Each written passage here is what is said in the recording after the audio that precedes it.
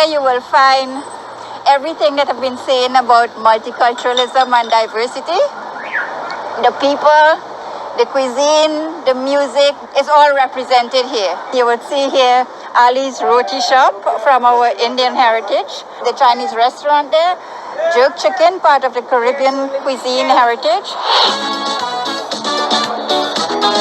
For culture, women as the bearers of culture, and I've had an ongoing, in fact, my ongoing preoccupation is that if it is that we have women occupying more and more spaces, why isn't change happening much faster?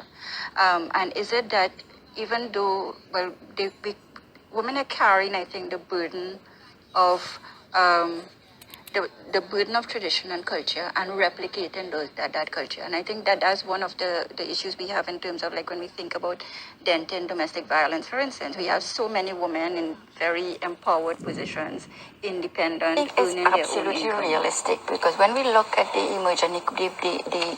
emerging economies, the new emerging economies of the world, China, Indonesia, those eastern countries, that's where their focus are on now. Their focus is on growing villages, using their traditional industries and their heritage industries and capitalizing on that. And through UNESCO, have been doing work across the region, in fact, working with at community level, bringing stakeholders together, with policymakers, it's tourism officials, it's the local tour operators, as well as the knowledge holders and community cultural practitioners together, where they develop their own local paradigms in terms of what their strengths are, identify what their talents are and what their needs are, and by that process build communities, not developing each of them into a city and into a town and with high rises and what have you, but what works for those districts. And we have quite a number of models across the region where this has been being done very, very successfully. Interrogation of Caribbean culture, the ground realities of the Caribbean, which really is an amalgamation of cultures from Europe, yes, because we've inherited European institutions and language, but also we have cultures from Africa, from India, from China, from Latin America. So we're an amalgam of that. I started off doing research on Indians intranet. And what I found, when you look at the way the society has evolved, you cannot take one group in isolation.